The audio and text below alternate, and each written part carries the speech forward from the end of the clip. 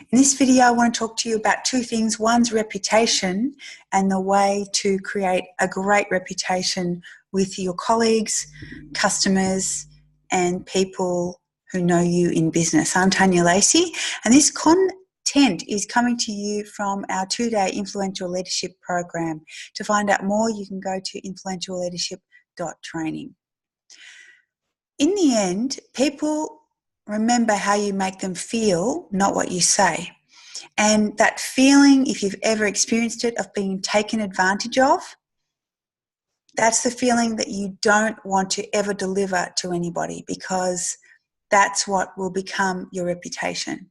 You want to be someone that gives more than they take, that adds value, doesn't extract value.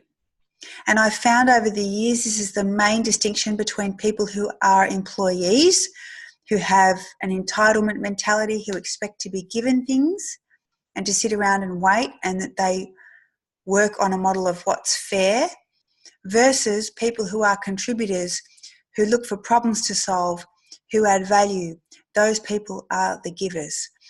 And those people are the ones that have a great reputation. They become the people that are the go-to people, and they develop reputations of being able to be trusted. So in the end, it's all about energy. Everything is energy. This is one of the concepts that I've learned over the years from my own personal development, and also we pay forward and we want to teach within Influential Leadership. And if you become someone that takes more than they give, that reputation will precede you, versus being someone who gives more than they take, who pays it forward, who adds value, who creates value. That is everything. So how do you do that? Well, basically it's all about problem solving and serving, and finding out ways that you can serve. And very, very quickly you will discern, you will figure out, if you solve a problem for someone, they will be grateful and they will pay you, or they will offer you something in exchange. The people that keep taking without offering you anything in return, those are the people that very quickly sort themselves out and end up exposing themselves for what they really are, and they're the takers. And people who keep taking end up taking so much, they end up burdening themselves and then spiraling down as a result.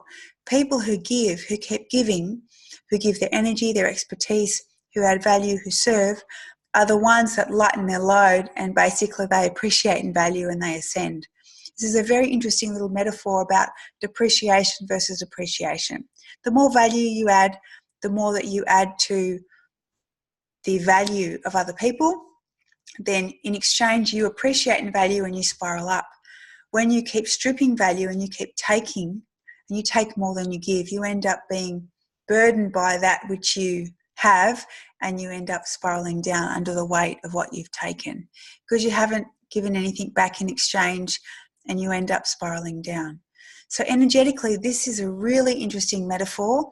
It's always really good to leave extra value for people, over deliver, give them more than they're expecting, and then the scales will always tip in your favour, where people will want to give you referrals. They're going to want to tell people about you. They're going to share what it is that you've given them. They're going to want to help you. They're going to want to do the right thing by you. And that's a rule of thumb. Yes, there are going to be times where people will take advantage. Yes, there are going to be times where you're going to hit against a brick wall and of people who don't have a conscience, who don't operate that way. But in the main, 80% of the time you'll find that people are actually really good, and they will do the right thing at the right time for the right reasons. They're the people that you want to be associating with. And I'm encouraging you to give, to serve, and to develop a reputation for someone that adds massive value, and you will be rewarded.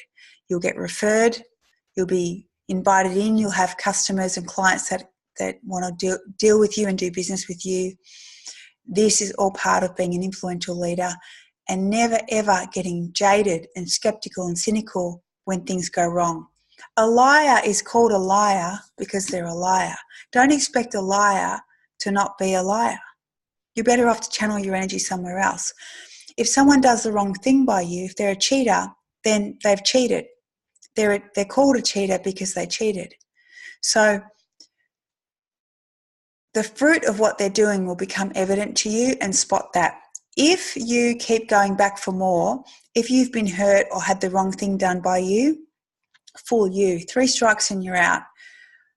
Give them a chance. Give them a chance to redeem themselves. If they do the wrong thing a 3rd time, 3 strikes, you're out. It's a fool. You're the fool then, because you can be soft-hearted, but you don't have to be naive.